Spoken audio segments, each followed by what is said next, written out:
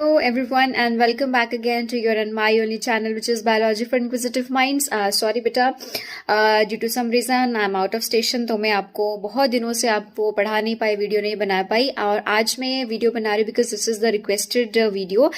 Most of my students they were asking me to please teach them this topic, the circulatory system. So without wasting any more time, I'm going to teach you the circulatory system and I'll make sure कि वो इतना easy से मैं आपको समझा सकूँ कि आपको दोबारा से कभी भी ना वो भूले. ठीक है, so now let's just begin with the circulatory system. And ये जो सर्कुलेटरी सिस्टम है ये कोई भी बच्चा पढ़ सकता है, आइदर इट्स आईसीएसई बोर्ड और सीबीएसई बोर्ड और HP board. This is knowledgeable to everyone. ठीक है, now let's just start. Fine, so I am going to start with the circulatory system. Fine, तो आज हम सबसे पहले बेटा स्टार्ट करेंगे कि what is actually the circulatory system. ये सर्कुलेटरी सिस्टम है क्या चीज. ठीक है, जैसे हम सभी को पता है, सॉरी बेटा थोड़ा सा वीडियो में स्टेबिलिटी नहीं होगी but I will try to make it stable. तो हम सभी को पता है कि we have most of the organs which are present in our body and they are doing different particular functions और we have different types of system. जैसे जब आप सांस ले रहे हो, उस सांस को जो मेंटेन कर रहा है, जब when we are breathing, when we are inhaling, when we are exhaling, उसके लिए हमारे पास लंग्स हैं. जो लंग्स है वो हमारे ऑर्गन्स है, जो ऑर्गन्स है वो किसके पार्ट है, वो रेस्पिरेटरी सिस्टम के पार्ट हैं.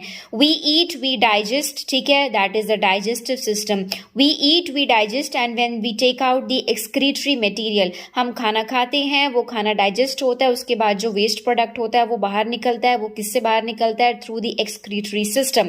हमारे अंदर जो पंपिंग सिस्टम है, जो डिफरेंट टाइप्स ऑफ ट्रांसपोर्ट हो रही है, जो blood different types of nutrients, food material जो आपकी डिफरेंट टाइप्स और different parts of the body में लेकर जा रहा है, that is the circulatory system. We have different types of system. So today we are going to deal with the circulatory system. Now, what is this circulatory system actually is, जिस system में आपके heart होता है, जिस system में आपके blood vessels होते हैं और उन ब्लड वेसल्स में क्या फ्लो कर रहा है, blood, and which is circulated through out the body of human और अदर वर्टिब्रेट. देखो हम जो ह्यूमन बींग्स हैं, हमारे अंदर जो हार्ट होता है, हार्ट के अंदर क्या होता है, नेचुरल सी बात है, वहां पे ब्लड सर्कुलेट कर रहा है. ठीक है, उस हार्ट के अंदर हमारे ब्लड वेसल्स भी हैं और उन ब्लड वेसल्स के अंदर क्या है, ब्लड है. और वो ब्लड एक्चुअली कर क्या रहा है, that is circulating through out the body. पूरी की पूरी बॉडी में आपके ब्लड को कौन पहुंचा रहा है, कौन लेकर जा रहा है, कौन सर्कुलेट कर रहा है, heart. So heart is actually basically हम उसे कह सकते हैं कि एक सर्कुलेटरी सिस्टम का पार्ट है. यस, अब मैम ने यहाँ पे एक और चीज लिखी है, वर्टिब्रेट्स. वर्टिब्रेट्स कौन होते हैं बेटा, वर्टिब्रेट्स वो होते हैं जिनके पास वर्टिब्रल कॉलम होती है. अब आप बोलोगे मैम वर्टिब्रल कॉलम क्या होती है, ये तुम लोगों ने 9th में ऑब्वियसली पढ़ा हुआ है, बट फिर भी वर्टिब्रल कॉलम क्या होती है, vertebral column is your backbone. ठीक है, हम बैकबोन को वर्टिब्रल कॉलम कहते हैं. चलो, अब नेक्स्ट क्वेश्चन हमारे दिमाग में क्या आता है कि वाई द सर्कुलेशन और why this transport is needed inside the body. हमें क्यों चाहिए, ये क्यों हो रही है सर्कुलेशन, नहीं होगी तो फिर इससे क्या हो जाएगा. So we have certain points and they are very important. और जो आईसीएसई के बच्चे मैं उन्हें बता दूं कि ये वाला क्वेश्चन कभी कभार आपके बोर्ड में पूछ लिया जाता है पॉइंट्स में कि what is the need of circulation in our body और need for transport inside the body. So first we are going to start with, जो आप खाना खाते हो, ठीक है, मान लो आपने चपाती खाई, आपने चावल खाए, सबसे इजीएस्ट वे में मैं आपको समझा रही हूँ. जो आपने चपाती खाई, जो आपने चावल खाए, ठीक है, वो अंदर जाके टूट गए. टूटने के बाद, टूटने इन द सेंस कि वो डाइजेस्ट हो गए. डाइजेस्ट होने के बाद आपको क्या मिला, न्यूट्रिएंट्स मिले. अब वो न्यूट्रिएंट्स आपके एलिमेंट्री कैनाल से स्टार्ट, क्योंकि आपके माउथ में ही आपकी डाइजेशन स्टार्ट हो जाती है, वो न्यूट्रिएंट्स आपके माउथ से लेके एलिमेंट्री कैनाल से लेके होके आपकी पूरी बॉडी में कौन पहुंचाएगा, ब्लड ही पहुंचाएगा. Nutrients are absorbed and needed to be transported to every cell of the body. Second point है in respiratory system. Respiratory system में क्या होता है, एक्सचेंज ऑफ गैसेस होती हैं. The air you breathe in, we do not say that we take oxygen, no, the air you breathe in, it consists of we can say maximum amount of oxygen and minimum amount of carbon dioxide. अब इस respiratory system में क्या हो रहा है, the oxygen has to be transported. अब आपने जो ऑक्सीजन है, आपकी जो ऑक्सीजन है उसको सारी बॉडी पार्ट्स में जाना है. जो आपकी बॉडी पार्ट्स में ऑलरेडी कार्बन डाइऑक्साइड बैठा है, क्योंकि आपने अंदर कार्बन डाइऑक्साइड भी इनहेल किया है ना एयर के साथ, ठीक है, उसको आपने बॉडी के बाहर फेंकना. तो कैसे फेंकोगे, कैसे करोगे, that is all being carried by the blood only. अब आप बोलोगे मैम ब्लड से कैसे होगा, ब्लड से ऐसे होगा क्योंकि ब्लड के अंदर हमारे पास रेस्पिरेटरी पिगमेंट होता है. और उस रेस्पिरेटरी पिगमेंट को क्या कहते हैं? हेमोग्लोबिन। तो जो हेमोग्लोबिन है उसकी एफिनिटी ऑक्सीजन के साथ, उसकी एफिनिटी कार्बन डाइऑक्साइड के साथ और उसकी एफिनिटी कार्बन मोनोऑक्साइड के साथ, तीनों के साथ बहुत अच्छी होती है। अब एफिनिटी का मतलब क्या होता है? लविंग नेचर, ठीक है, लविंग नेचर मतलब टू अट्रैक्ट, फाइन। अब थर्ड आता है, जब मैंने आपको बताया कि आप खाना खाते हो, वो खाना डाइजेस्ट होता है, डाइजेस्ट होने के बाद अब वेस्ट मटेरियल है उसको बाहर भी तो निकलना है। सो थर्ड पॉइंट जो है, द वेस्ट मटेरियल लाइक जो ज्यादा आपके सॉल्ट्स होते हैं, ज्यादा आपके जो आपकी बॉडी में वाटर होता है, द नाइट्रोजीनियस वेस्ट। अब हमारे अंदर नाइट्रोजीनियस वेस्ट बेटा कौन कौन से होंगे? मोस्टली हमारे अंदर यूरिया होता है और बाकी और भी होते हैं, आपके बिलीवर्डिन होता है, बिलीरुबिन होता है, बट ये आप एक्सक्रीटरी सिस्टम में पढ़ोगे, ठीक है। Now this has to be sent to excretory system। अब इसको एक्सक्रीटरी सिस्टम में कौन लेकर जाता है, ठीक है, कौन इनको नाइट्रोजीनियस वेस्ट को किडनीज तक पहुंचाता है? तुम्हारा blood. And the most important thing, अगर आपने एंडोक्राइन वाला चैप्टर पढ़ लिया है तो you would be knowing that what is this endocrine system. Endocrine and exocrine, they are the two types of your system जहां से हार्मोन रिलीज होते हैं। एंडोक्राइन सिस्टम से जो हार्मोन्स रिलीज होते हैं वो डायरेक्टली आपके ब्लड में जाते हैं, क्योंकि इनको डक्टलेस ग्लैंड्स बोलते हैं, ठीक है। And hormones secreted by the endocrine system have to be carried throughout the body by the circulating body. तो इसीलिए हमको क्या चाहिए? हमको ट्रांसपोर्ट चाहिए, हमको सर्कुलेशन चाहिए, ठीक है, ताकि जो सारे पॉइंट्स हमने पढ़े इनको, जो ब्लड है, जो हमारा ब्लड है जो सर्कुलेट कर रहा है किस में? हार्ट में, ब्लड वेसल में, आर्टरीज में, वेन्स में, थ्रू आउट द बॉडी में, ये सारा का सारा क्या काम कर सके, जो मैंने पॉइंट्स लिखे, ठीक है। देन एक और क्वेश्चन आता है कि who does the function of the transport. अब ऑलरेडी मैम ने तो आपको बता दिया कि who does the function of the transport, but जरूरी नहीं है कि ये ब्लड ही करता है।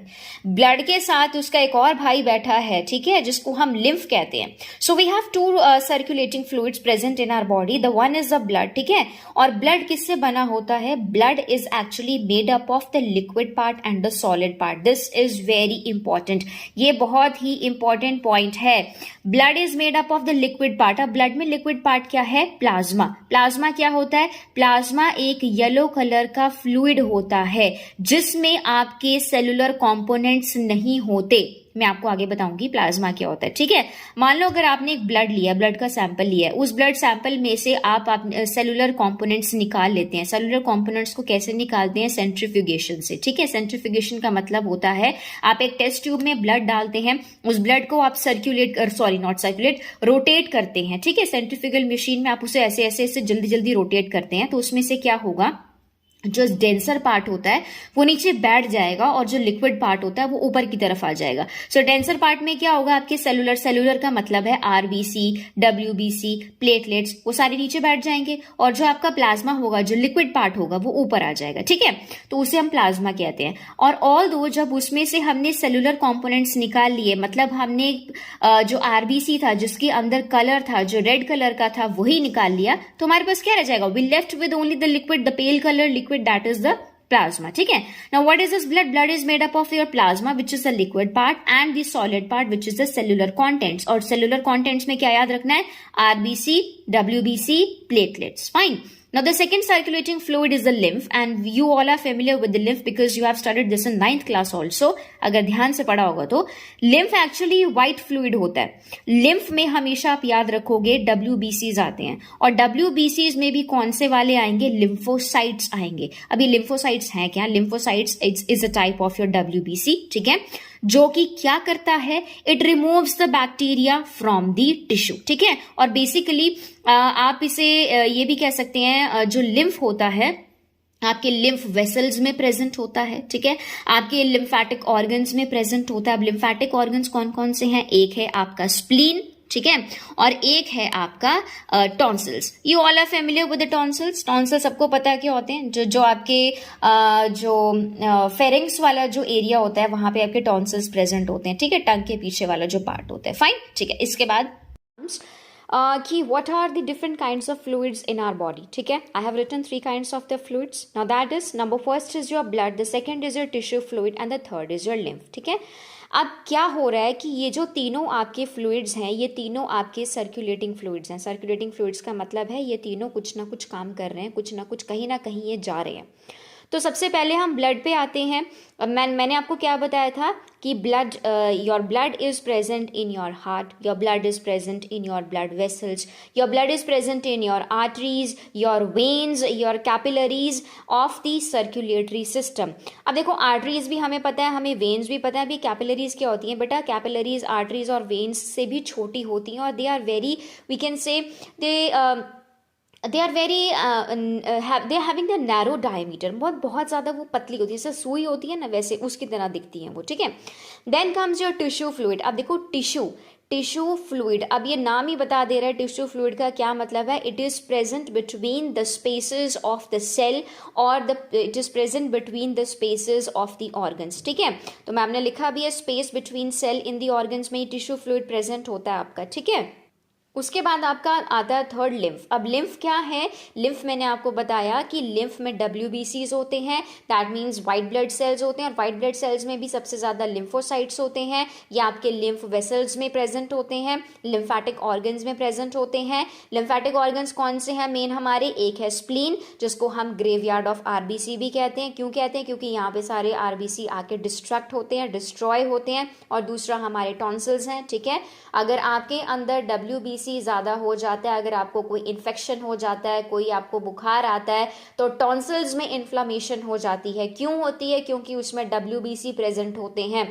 वो इन्फ्लामेशन एक काइंड है, means it's a kind of sign that you're having some kind of germs inside your body, you're having some kind of infection inside your body. So that is why whenever you're going to have the tonsils, so that means you're getting infected by some germs and the number of WBCs it is increasing. So that means inflammation, swelling, redness, these are the signs of your infection, ठीक है।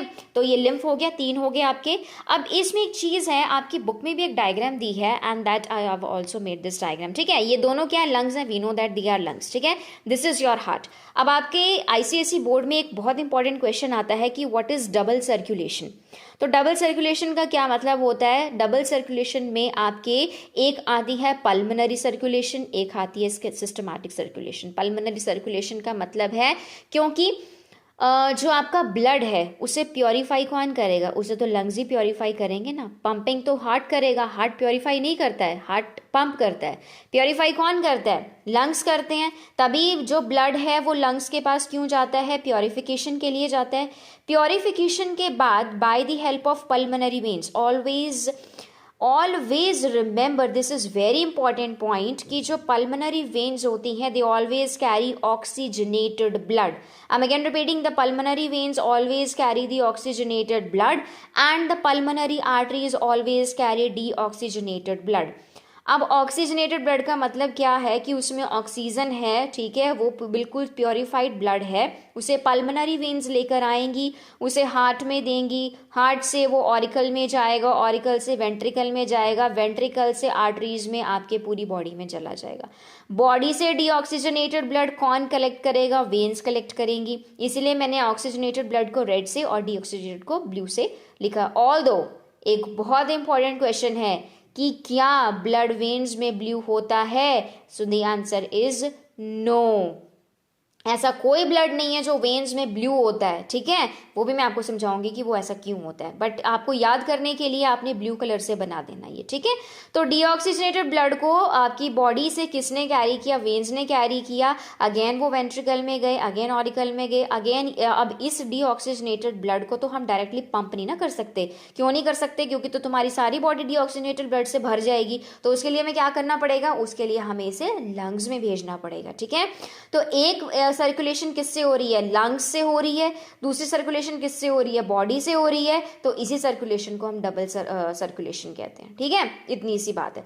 अब एक और चीज इसमें आई है, tissue fluid. अब टिश्यू फ्लूइड मैंने क्या बताया था? It's a kind of fluid which is present in the space between cell in the organs, ठीक है। अब यहाँ पर एक लिम्फ है, लिम्फ एक ऑर्गन है, ठीक है, और उस ऑर्गन के आसपास एक फ्लूइड बैठा हुआ है जिसे हम टिश्यू फ्लूइड कहते हैं, ठीक है। और ये जो आपके लिम्फ है, ये जो आपके नॉट लाइक जो स्ट्रक्चर्स हैं ना, जो ऐसे गांठें सी बनी हुई हैं, these are your lymph nodes. इन लिम्फ नोड्स के अंदर क्या बैठा है? इसके अंदर आपका लिम्फ है। लिम्फ क्या है? एक फ्लूइड है जिसमें WBCs हैं। कौन से WBCs हैं? लिम्फोसाइट्स हैं। क्या करते हैं? They actually protect you from your bacteria, they kill the germs, they tell you that you have some kind of infection inside your body. ठीक है, तो ये सारी डायग्राम का इतना सा मतलब है. ठीक है, आई होप आपको समझ में आ रहा होगा. उसके बाद बच्चों एक क्वेश्चन आता है, ये सेम चीज़ आपकी बुक में दी हुई है बट मैं यहाँ पे क्वेश्चन के फॉर्म में बता रही हूँ कि what is open and close circulatory system. This is very important. If you are taking medical in future in your +1 and +2 then this is very important for you. And although if you are not even taking, तो आपको ये जानना जरूरी है कि because being a human being you should know about your body. ठीक है, और मैम ने हमेशा क्या बोला है कि बायोलॉजी जब भी पढ़ते हैं अपने आप को इमेजिन करते हैं. फाइन.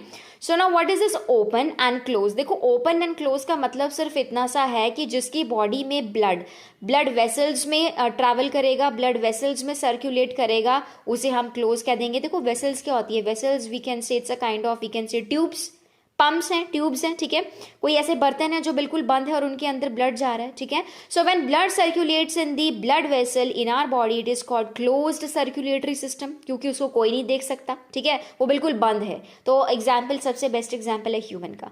अब जिस बॉडी में जो ब्लड है वो ओपन स्पेस में सर्कुलेट कर रहा है, ना कि किसी ब्लड वेसल में, उसे हम ओपन सर्कुलेटरी सिस्टम कह देते हैं. तो इसका बेस्ट एग्जांपल है इंसेक्ट्स, और इंसेक्ट्स में कॉकरोच. जब आप हायर क्लासेस में जाओगे तो आप पढ़ोगे कि कॉकरोच में कैसा सर्कुलेटरी सिस्टम होता है. ठीक है, अभी इस टाइम पे तुम्हें ज़्यादा अंदर जाने की जरूरत नहीं है, सिर्फ इतना याद रखो कि ओपन किस में होगा, इंसेक्ट में होगा. Fine. Now what are the non circulating fluids. मैंने आपको बोला कि सर्कुलेटिंग फ्लूइड्स होते हैं ब्लड, सर्कुलेटिंग फ्लूइड्स होते हैं आपके लिम्फ, क्योंकि ये सर्कुलेट कर रहे हैं, कुछ ना कुछ लेके जा रहे हैं, कुछ ना कुछ कर रहे हैं, they are reaching every part of the body. Now what are the non circulating fluids. अब ऐसा नहीं है कि हमारी बॉडी में सिर्फ सर्कुलेटिंग फ्लूइड्स ही होंगे, we also have the non circulating fluids. For example, आपको 2 एग्जाम्पल याद रखने, और ये दोनों बहुत इंपॉर्टेंट है, ये भी क्वेश्चन आता है. ठीक है, बट आपको सबसे पहले ये पता होना चाहिए कि नॉन सर्कुलेटिंग का मतलब क्या है, कि they do not circulate but they are present in the particular organs of the sides of the body. तो सबसे इंपॉर्टेंट है जो आपने 9th में पढ़ा है, स्केलेटल सिस्टम वाले चैप्टर में पढ़ा है. जब मैम बोलती थी पढ़ लो तो तुम लोग नहीं पढ़ते थे. ठीक है, तो साइनोवियल फ्लूइड्स, जो साइनोवियल फ्लूइड्स होते हैं बच्चे, वो स्केलेटल जॉइंट्स की कैविटीज में प्रेजेंट होते हैं.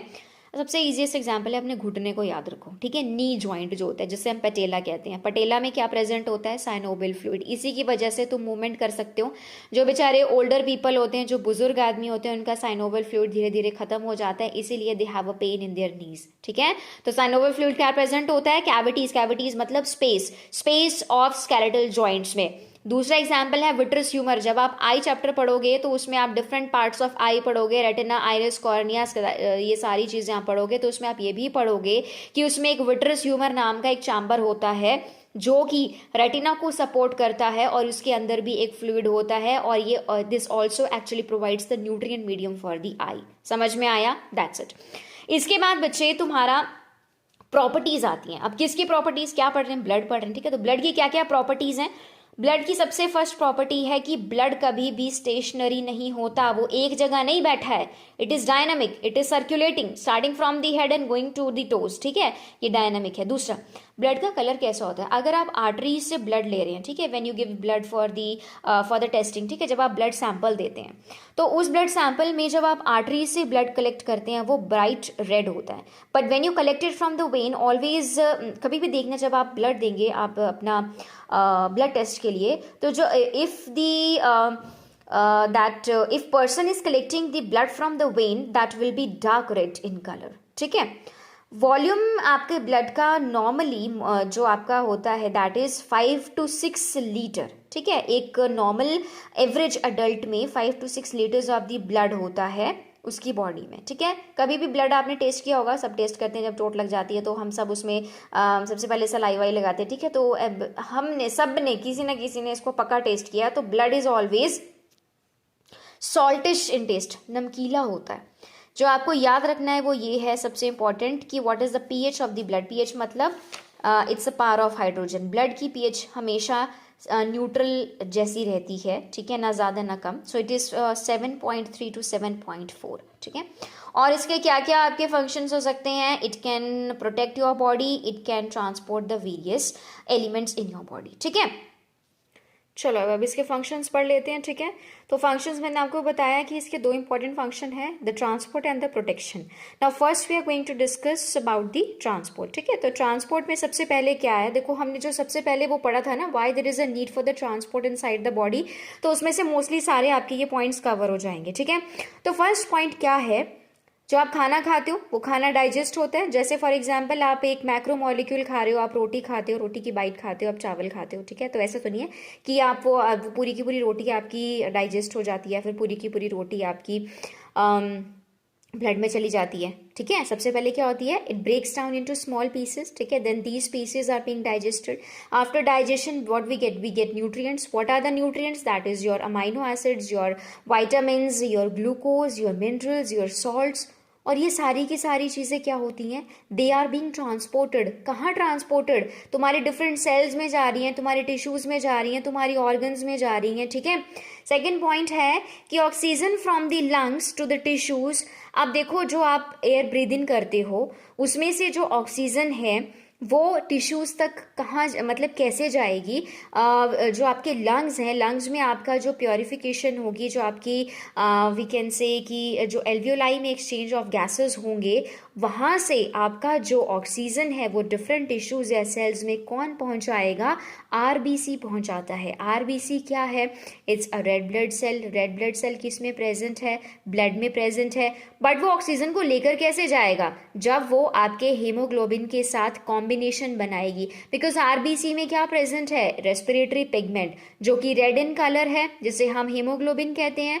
वो haemoglobin it will bind to the oxygen and it will form the oxy haemoglobin, and when it will reach that particular cell or the tissue, this hemoglobin will detach itself from the oxygen and thus the oxygen is being transported to the cell or the tissue. अब देखो oxygen तो पहुंच गई, अब इस tissue से carbon dioxide भी तो लेकर आना है। तो carbon dioxide from the tissue, how it is transported to the lungs, again by the help of your hemoglobin, because the hemoglobin as it is combining with oxygen it will combine with the carbon dioxide also, ठीक है। अब hemoglobin carbon dioxide के साथ combination में भी आ सकता है, या फिर जो कार्बन डाइऑक्साइड है वो ब्लड प्लाज्मा के साथ मिलके सॉल्यूशन बनाती है। ब्लड प्लाज्मा मैंने क्या बताया था आपको कि ब्लड में जो प्लाज्मा प्रेजेंट होता है, ठीक है, plasma it's a yellowish colour present, और वो किसके साथ कॉम्बिनेशन में आता है, वो कार्बन डाइऑक्साइड के साथ कंबाइन करता है। और वैसे और after combination also it can also reach towards the lungs and from the lungs to outside, ठीक है। अब मैंने यहाँ पे एक इक्वेशन लिखी है, योर हीमोग्लोबिन। नाउ सी बेटा, I have written one of the equation here कि हीमोग्लोबिन, ठीक है। I am again repeating what is haemoglobin. Haemoglobin एक आपका रेस्पिरेटरी पिगमेंट होता है जो रेड कलर का होता है, जो आरबीसी में प्रेजेंट होता है, जो ऑक्सीजन को कैरी करता है और आपके डिफरेंट बॉडी पार्ट्स में पहुंचाता है। ऑल्दो अगर ये ऑक्सीजन को कैरी कर रहा है तो उसके साथ साथ ये कार्बन डाइऑक्साइड को भी कैरी करता है, ठीक है। और जब आप किसी पॉल्यूटेड एरिया में बैठे होते हैं या प्रेजेंट होते हैं, या जहाँ बहुत ज़्यादा व्हीकल पॉल्यूशन होता है, जहाँ पे बहुत ज़्यादा धुआं होता है, तो जो कार्बन मोनोऑक्साइड है वो सबसे ज़्यादा एफिनिटी रखता है हीमोग्लोबिन के साथ कंबाइन करने की। और अगर हीमोग्लोबिन कार्बन मोनोऑक्साइड के साथ कंबाइन हो गया, वो कार्बोक्सी हीमोग्लोबिन बना देता है, and it basically leads to the poisoning inside your body and sometimes it can lead to the death also, ठीक है। तो ये चीज़ इंपॉर्टेंट है। तो अब इस इक्वेशन में क्या है, एक इक्वेशन में हीमोग्लोबिन कार्बन डाइऑक्साइड के साथ कंबाइन करके कार्ब अमीनो हीमोग्लोबिन बना रहा है, जिसकी वजह से वो टिश्यूज से कार्बन डाइऑक्साइड को लेगा और आपकी बॉडी के बाहर फेंक देगा, ठीक है। Most of the students, they do mistake in learning these things. When hemoglobin combines with carbon dioxide, it will form carb amino, not carboxy, ठीक है। And when hemoglobin combines with the carbon monoxide, it will form the carboxy hemoglobin. Now let's come to the next point, which is the excretory material like nitrogenous waste। अब मैंने ये already point आपके साथ discuss किया था कि जैसे जो यूरिया है, जो आपका एक्सेस सॉल्ट्स हैं, एक्सेस वाटर है, जो they actually as a waste material है, how do they get transported to different like from the different organs, how do they get transported to the kidney with the help of blood only, ठीक है। And वो आपके kidney में जब जाएंगे blood उसे लेकर जाएगा। अब अगर आपने एक्सक्रीटरी सिस्टम पढ़ा है तो जो ग्लोमेरुलर कैप्सूल होता है, सॉरी जो ग्लोमेरुलस होता है और जो बोमेंस कैप्सूल होता है उसमें एक रीनल आर्टरी होती है, एक रीनल वेन होती है। जो वहाँ पे एफरेंट एट्रियोल है वो क्या लेकर आ रहा है, वो ब्लड को लेकर आ रहा है और उस ब्लड में आपके डिफरेंट वेस्ट प्रोडक्ट्स हैं which is poured into your glomerulus, that is a kind of capillary network और वहां से वो फिल्टर होके बोमेंस कैप्सूल में जाता है। दैट्स अ पार्ट, वो एक एक्सक्रीटरी सिस्टम का पार्ट है, ठीक है, वो आप तब पढ़ना। उसके बाद ट्रांसपोर्ट किसका हो रहा है, हॉर्मोन्स का हो रहा है, बिकॉज जो एंडोक्राइन सिस्टम होता है उससे डायरेक्ट जो हॉर्मोन्स होते हैं दे गो इनटू योर ब्लड, ठीक है। And it also the most important point, it also keeps the temperature of the body uniform, ठीक है, जो लास्ट पॉइंट है, it keeps temperature of the body uniform. इसका मतलब क्या है कि हम कौन है, हम आपके होम्योथर्म्स हैं। हम होम्योथर्म्स क्यों हैं, क्योंकि हमें उठा के अगर आप एंटार्क्टिका में भी रख दोगे तो हम टेम्परेचर के हिसाब से ठंडे नहीं होंगे, हमारी बॉडी जो है वो अडेप्ट कर जाएगी। अडेप्ट क्यों कर जाएगी, किस लिए, क्योंकि हमारा क्लोज्ड सर्कुलेटरी सिस्टम है, हमारा जो ब्लड है वो पूरी टेम्परेचर को यूनिफॉर्म रखता है, इसलिए हम वहां पे गर्म रहते हैं, ठीक है। But that does not happens in case of your amphibia, in case of your reptiles, in case of your fishes. Why? Because they do not have the closed circulatory system as us, and also they are known as cold blooded animals. That means they are also called your poikilotherms, ठीक है। So next बेटा आपका आता है transport हो गया। अब हम आते हैं प्रोटेक्शन की तरफ। तो प्रोटेक्शन में अब आपका जो ब्लड है वो कैसे प्रोटेक्ट कर रहा है आपको, देखो सबसे पहले तो ब्लड में जो WBCs हैं, जो सिंपलेस्ट आपको याद रखना है कि जो WBC होते हैं वो बैक्टीरिया को एनगल्फ करते हैं, मतलब बैक्टीरिया को खा जाते हैं, ठीक है। जहां पर भी उनको बैक्टीरिया दिखेगा तुम्हारी बॉडी में उसको जाके खा जाएंगे। दूसरा, जहाँ आपको कभी भी चोट लगती है, कभी भी इंजरी आती है, वहां पे आपने देखा होगा कि 5 सेकंड बाद या थोड़ी देर बाद वहां पे एक क्लॉट बन जाता है, एक मेश लाइक नेटवर्क बन जाता है, उसे हम क्लॉट कहते हैं, ठीक है। तो ये जो क्लॉट होता है ये कौन बनाते हैं, ये ब्लड के एक सेलुलर कॉम्पोनेंट बनाते हैं, जिन्हें हम क्या कहते हैं, जिन्हें हम प्लेटलेट्स कहते हैं, ठीक है। तीसरा सबसे इंपॉर्टेंट, जब बैक्टीरिया आपकी बॉडी में एंटर करता है it produce a kind of your poisonous material which is called antitoxins. Antitoxins they are the poisonous substance which are produced from the bacteria and sorry I am so sorry antitoxins नहीं, वो toxins होते हैं। जो antitoxins होते हैं वो blood produce करते हैं। जब बैक्टीरिया आपकी बॉडी में एंटर करता है तो वो पॉइजनस सब्सटेंस बनाता है जिसे हम टॉक्सिन्स कहते हैं, और उस टॉक्सिन्स को लड़ने के लिए जो ब्लड है वो क्या बनाएगा, एंटीटॉक्सिन्स बनाएगा, एंटीबॉडीज बनाएगा। ये कौन बनाएंगे, ये WBCs बनाएंगे। क्यों बनाएंगे, क्योंकि ये हमारे defence we can say cells होते हैं, ठीक है। और ये क्या करेंगे, जब ये एंटीटॉक्सिन्स और एंटीबॉडी बनाएंगे they are going to neutralise the poisonous substance. अब ये पॉइजनस सब्सटेंस क्या है, एंटीटॉक्सिन्स हैं, सॉरी टॉक्सिन्स हैं। They are going to neutralise the poisonous substance और they are going to kill the germs which enters inside the body, ठीक है। तो ये था तुम्हारा protection, okay. So next question आता है कि what is blood made up of. अब ब्लड किस चीज से बना है, ठीक है। So as you can see here I have written one of them is a plasma and one of them is a cellular components, ठीक है। Now what is this plasma, दोबारा से अब हम पढ़ेंगे कि प्लाज्मा क्या है और ये सेल्यूलर कॉम्पोनेंट्स क्या है, ठीक है। देखो plasma is nothing but actually it is a light yellow coloured, ठीक है, लाइट येलो कलर्ड है, आपको सिर्फ कलर याद रखना है। दूसरी बात, एल्कलाइन, एल्कलाइन का मतलब बेसिक नेचर है, ठीक है, इट्स अ लिक्विड। इसमें क्या क्या प्रेजेंट है, इसमें आपके वाटर प्रेजेंट है, प्रोटीन्स प्रेजेंट हैं, इनऑर्गेनिक सॉल्ट्स प्रेजेंट हैं और अदर सब्सटेंसेस प्रेजेंट है। अब इनऑर्गेनिक सॉल्ट कौन से हैं बेटा, नॉर्मल जो आपके सॉल्ट होते हैं, फॉर एग्जाम्पल सोडियम क्लोराइड हमको पता है, NaCl, सोडियम बाइकार्बोनेट, ठीक है।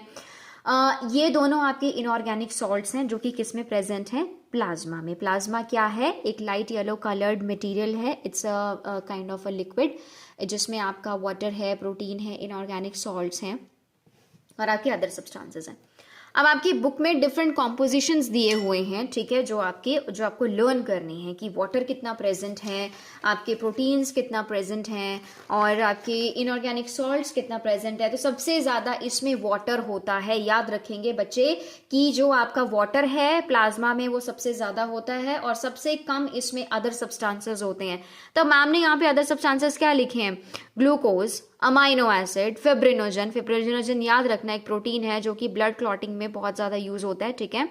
Hormones and your urea, they are your other substances, ठीक है। प्लाज्मा क्लियर हो गया। दूसरी बात, इसमें ब्लड में सेलुलर कंपोनेंट्स कौन कौन से होते हैं? सेलुलर कंपोनेंट्स में आपने ऑलरेडी पहले भी बताए थे कि जो आपके आरबीसी हैं उसे हम एरिथ्रोसाइट कहते हैं, डब्ल्यूबीसीज को हम ल्यूकोसाइट्स कहते हैं, और ब्लड प्लेटलेट्स को हम थ्रोम्बोसाइट्स कहते हैं। That's it, you have to learn these things, ठीक है। Now coming to a very important question कि व्हाट इज सीरम। ये सीरम क्या होता है? आपको आगे पूछा जा सकता है ये कि सीरम होता क्या है। अच्छा चलो, अब ये सीरम क्या नई चीज, नई बीमारी आ गई, ठीक है।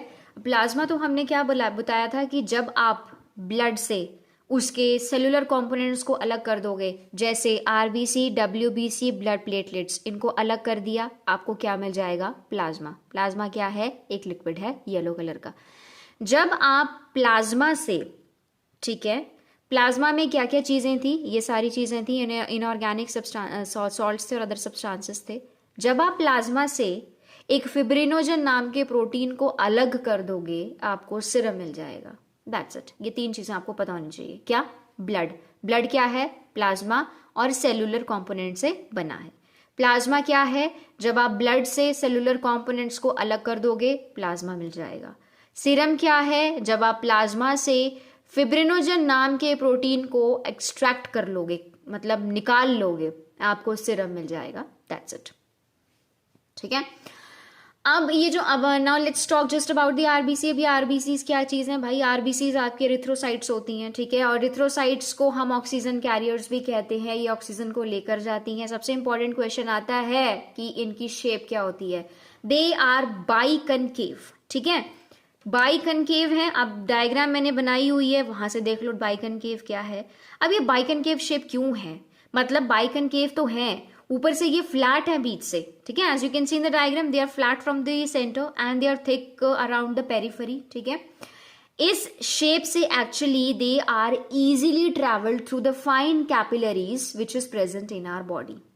दूसरी बात, इनमें कोई ऑर्गेनली प्रेजेंट नहीं होती है, ना इनमें न्यूक्लियस होता है, ना माइटोकॉन्ड्रिया होता है, ना एंडोप्लाज्मिक रेटिकुलम होता है। क्यों नहीं होता? क्योंकि so that they accommodate more oxygen, क्योंकि इनका अल्टीमेटली काम ही क्या है कि ढेर सारी ऑक्सीजन को एक्यूमुलेट करना है और कहाँ पहुंचाना है? उनकी डेस्टिनी में पहुंचाना है, डेस्टिनेशन में पहुंचाना है, जहां पे ऑक्सीजन चाहिए, ठीक है। सो इसमें सबसे इंपॉर्टेंट क्वेश्चन क्या है कि what is the shape of RBC.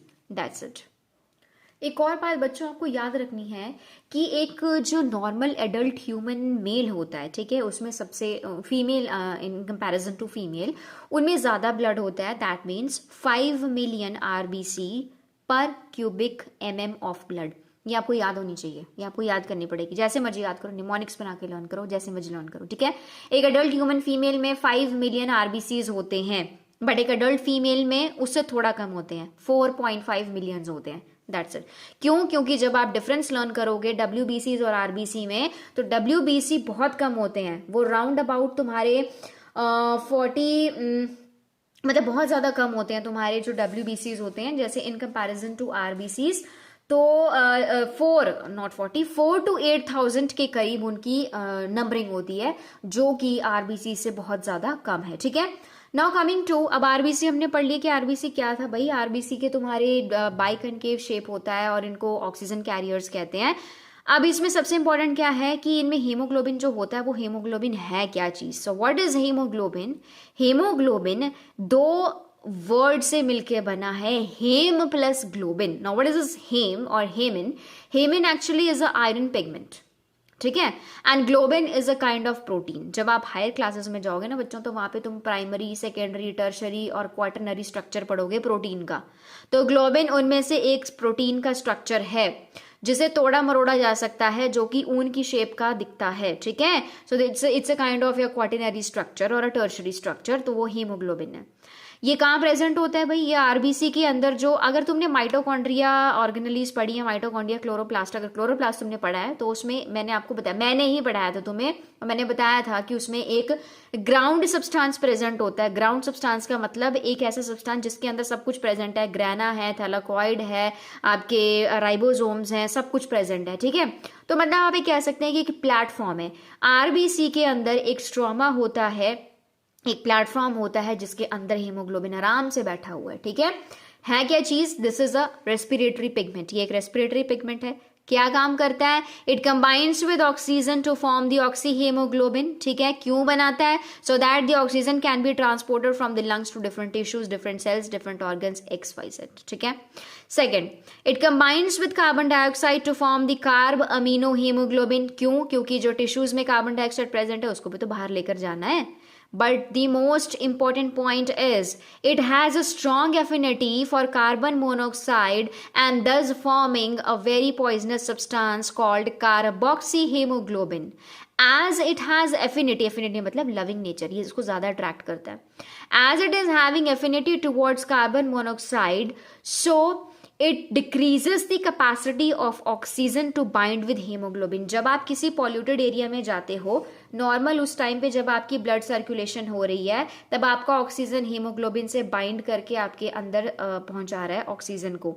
But जब आप किसी धुएं वाली प्लेस में जाओगे, ऑक्सीजन को छोड़ देगा, सुंदर सी कार्बन मोनोक्साइड को देखेगा, उसके साथ जाके एफिनेट होगा, जाके अट्रैक्ट होगा, ऑक्सीजन साइड में रह जाएगी, कार्बन मोनोक्साइड उससे चिपक जाएगा, अटैच हो जाएगा, and this carbon monoxide is going to form a poisonous substance which is going to which can be you can say a poisonous thing, और ये डेथ कॉज कर सकता है। सबसे ईजिएस्ट एग्जाम्पल है कि कभी भी सर्दियों में कमरे में अंगीठी जलाकर ना सोएं। The sleeping near the burning furnace in a small room without ventilation can cause the death. So this is so much serious. Okay, चलो अच्छा, अब आरबीसी के बारे में कुछ और पढ़ लेते हैं, ठीक है। ये बहुत इंपॉर्टेंट पॉइंट्स है बेटा। आरबीसीज कहाँ बनती हैं, ठीक है। आरबीसीज बनती हैं, अब ये देखो बहुत इंपॉर्टेंट है कि एडल्ट में कहाँ बनेंगी और एम्ब्रियो में कहाँ बनेंगी, तो इसमें प्लीज कंफ्यूज मत होना, बहुत ईजी है। देखो जब बच्चा छोटा होता है, जब बच्चा भी नहीं कह सकते हम उसे, when there is embryo inside the mother's womb, उस टाइम पे उसकी आरबीसीज कहाँ बनती हैं? लीवर में बनती हैं और स्प्लीन में बनती हैं। नॉर्मली हम स्प्लीन को क्या कहते हैं? आरबीसी का ग्रेवयार्ड कहते हैं, बट देखो उसका उल्टा हो रहा है एम्ब्रियो में। एम्ब्रियो में जो आपके आरबीसीज हैं वो स्प्लीन में बन रहे हैं और लीवर में बन रहे हैं, जबकि एडल्ट में आपके आरबीसीज बोन मैरो में बन रहे हैं। Now what is this bone marrow? The bone marrow is a kind of, you can say, a central tissue. अगर आपने बोन्स देखी हैं, ठीक है, बोन्स क्या, अगर देखो most of the students, most of you may be if you are non vegetarian, तो नॉन वेजिटेरियंस जो होते हैं वो बोन्स का सूप पीते हैं, जिसे हम खरोड़े कहते हैं। उसके अंदर आपने देखा होगा कि एक सॉफ्ट स्पॉन्जी टिश्यू होता है, उसे हम मैरो कहते हैं एक्चुअली। उस मैरो में तुम्हारे आरबीसी की प्रोडक्शन होती है, और ये नॉर्मली लॉन्ग बोन्स में होती है। लॉन्ग बोन्स जैसे तुम्हारे फीमर आ गए, तुम्हारी थाई बोन्स आ गई, उसमें ये आरबीसी की प्रोडक्शन होती है।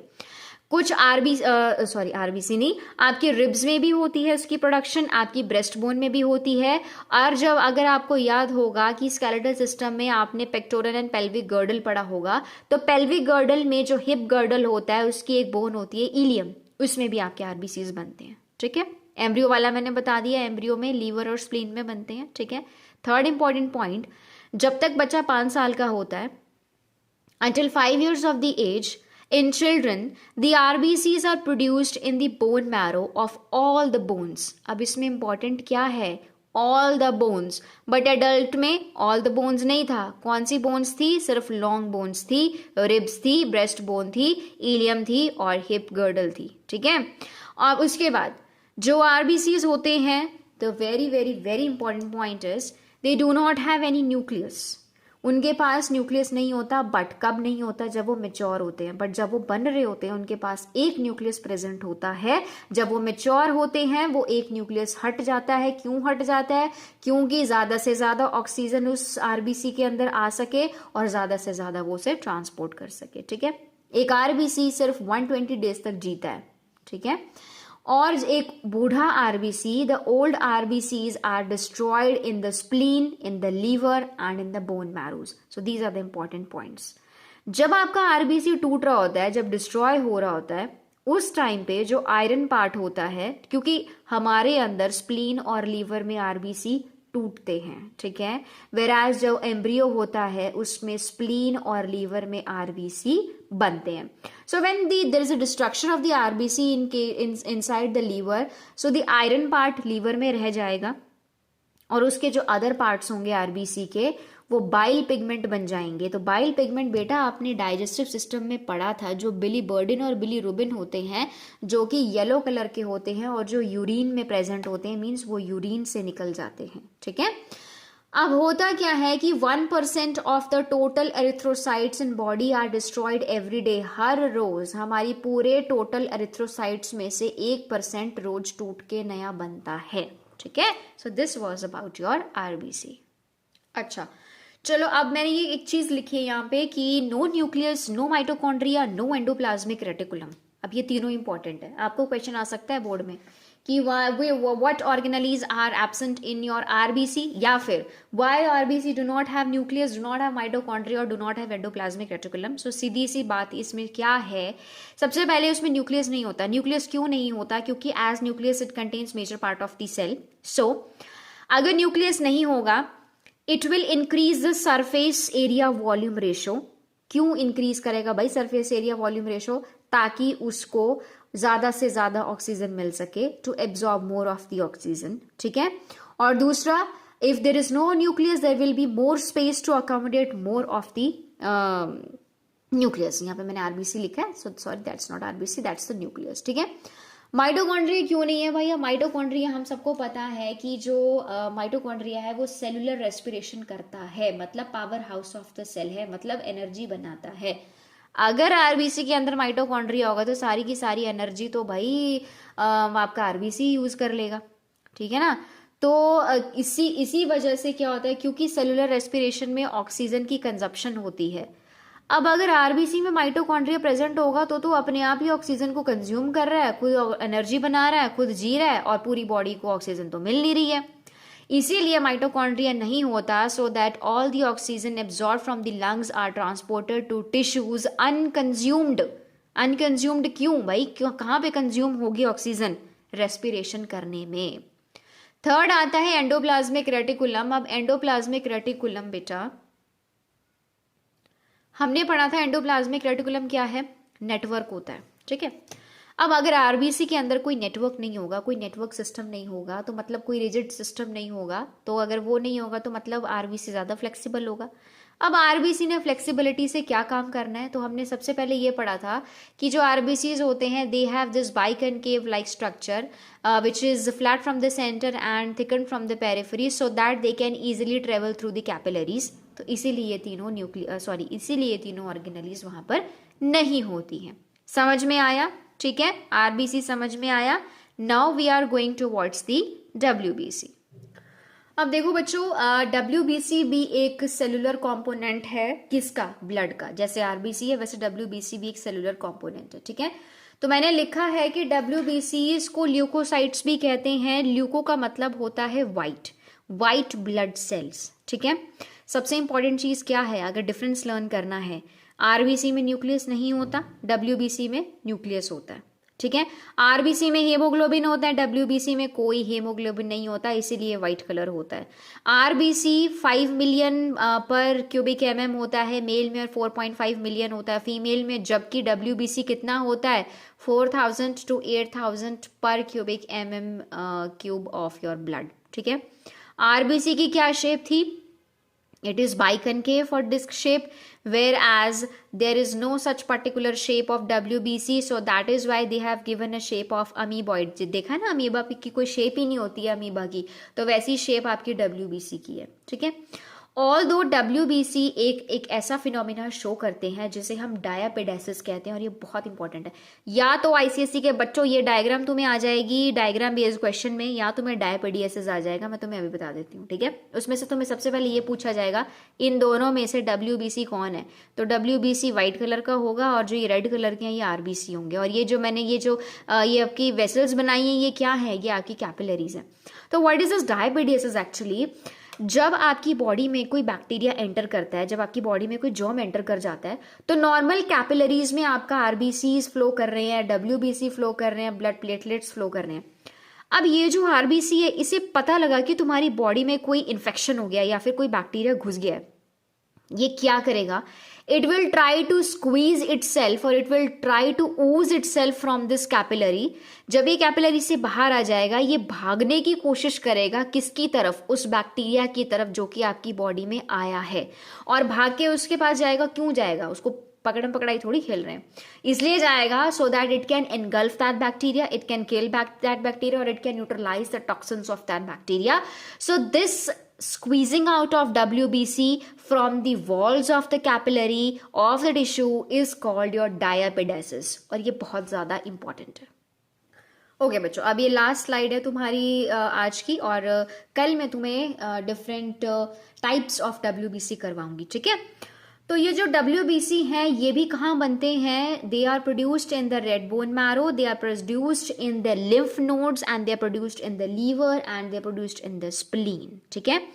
आरबीसी की लाइफ स्पैन क्या थी? 120 डेज। WBC की क्या है? 2 वीक्स, ठीक है? बट WBCs में से एक WBC है जिसे हम न्यूट्रोफिल कहते हैं। न्यूट्रोफिल एक्चुअली तुम्हारा एक ऐसा WBC है जो बैक्टीरिया को एनगल्फ करता है, ठीक है? और ये ऐसा स्ट्रक्चर है जो मैंने यहाँ पर भी बनाया है। It is having the 3 lobe nucleus. इसके न्यूक्लियस के पास 3 लोब होते हैं, 1, 2 एंड 3, ठीक है? तो the neutrophil actually it lives for the few hours only and round about 125 billions are produced every day. हर दिन 125 बिलियन न्यूट्रोफिल्स बनते हैं हमारे अंदर, और बन भी रहे हैं, और वो जो ओल्ड वंस हैं वो डिस्ट्रॉय भी हो रहे हैं, ठीक है? ये जो मैंने बॉक्स में एक चीज लिखी है ना, ये बहुत इंपॉर्टेंट है, ठीक है? कभी कभार क्या होता है, हमारे टिश्यूज में एबनॉर्मल इंक्रीज हो जाता है WBCs में, उसे हम कहते हैं ल्यूकीमिया, जिसे हम ब्लड कैंसर भी कहते हैं, व्हाइट ब्लड कैंसर, ठीक है? जो कि एक फेटल डिजीज है। फेटल का मतलब है इससे डेथ भी हो जाती है, ठीक है? और ये इसको आज के टाइम पे इसको आप कैसे क्योर कर सकते हैं? सिर्फ और सिर्फ क्योर मतलब आप इसे ट्रीट कर सकते हैं, पूरी तरह ठीक भी नहीं कर सकते ऐसा बोल सकते हैं, पर आप इसे ट्रीट कर सकते हैं ब्लड ट्रांसफ्यूजन से। ब्लड ट्रांसफ्यूजन क्या होता है? बार बार ब्लड को चेंज करना, ठीक है? जब आपकी बॉडी में एबनॉर्मल डिक्रीज हो जाता है WBC में, उसे हम ल्यूकोपीनिया कहते हैं। ल्यूकीमिया मतलब abnormal increase in WBC, leucopenia मतलब एबनॉर्मल डिक्रीज इन WBC, ठीक है? हो गया? अब हम आते हैं तुम्हारे फंक्शंस में। WBCs के फंक्शंस क्या हैं? चलो जी, फंक्शंस में सबसे पहले आएगा फैगोसाइटोसिस। फैगोसाइटोसिस का मतलब होता है खाना, किसी चीज को खाना, ठीक है? तो व्हेन WBCs, अब WBCs में भी कौन सा भाई? न्यूट्रोफिल्स। ये तुमसे पूछा जा सकता है बेटा एग्जाम में। जो न्यूट्रोफिल्स होते हैं, जब वो बैक्टीरिया को खा जाते हैं, एनगल्फ कर जाते हैं, उसे फैगोसाइटोसिस कहते हैं। अब ये क्यों करते हैं? Because it's a kind of defensive mechanism which is against the germs, ठीक है? If increase of WBC count up to 50,000 or more per cubic mm in blood, that means your body is having some kind of infection. तो important इसका function क्या है कि ये phagocytosis करता है, मतलब ये बैक्टीरिया को खा जाता है। दूसरा है द फॉर्मेशन ऑफ एंटीबॉडी। ये चीज हमने पहले भी पढ़ी थी। अगर कोई बैक्टीरिया, कोई जर्म आपकी बॉडी में एंटर कर गया है, तो उसके अगेंस्ट हमारे जो WBCs हैं वो एंटीबॉडी बनाएंगे। वो कौन से वाले जो WBC से एंटीबॉडी बनाएंगे? लिम्फोसाइट्स बनाएंगे। उसका डायग्राम मैंने बना दिया है। जो आपके लिम्फोसाइट्स होते हैं बेटा, बेसिकली वो स्मॉलेस्ट ऑफ द WBC है, मतलब इन WBCs में सबसे छोटा होता है। इसका पूरा का पूरा न्यूक्लियस से ये भरा होता है अंदर का सेल, ठीक है? और they produce antibody which kills और which neutralises the germs.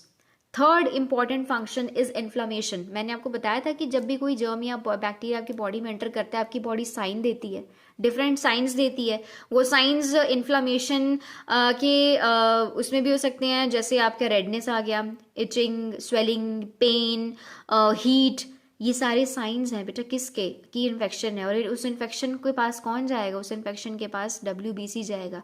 WBC जाके वहाँ क्या करेगा? वहाँ जाके बैक्टीरिया को मारेगा, ठीक है? उसके इफेक्ट को न्यूट्रलाइज करने की कोशिश करेगा।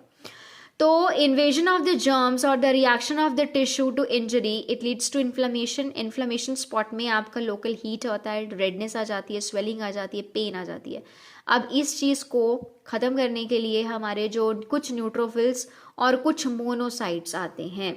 अब मोनोसाइट्स क्या है? मोनोसाइट का जो न्यूक्लियस होता है वो किडनी शेप का दिखता है, जो मैंने यहाँ पे बनाया है. ठीक है, जो मोनोसाइट्स हैं और जो न्यूट्रोफिल्स हैं वो डायपेडियासिस करते हैं. डायपेडियासिस से वो कैपिलरी से लीक आउट हो जाते हैं, वो जाते हैं जर्म्स के पास, बैक्टीरिया के पास, और उनको खा जाते हैं. ठीक है, so these were the important functions of the WBC.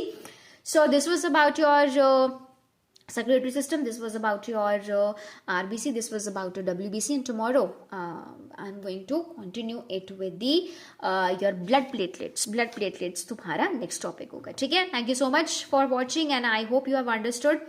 So do ask question. अगर जिस बच्चे को समझ में नहीं आया होगा प्लीज मुझसे क्वेश्चन जरूर पूछ लेना, मैं उसको दोबारा से समझा दूंगी. ठीक है, thank you all for watching the video.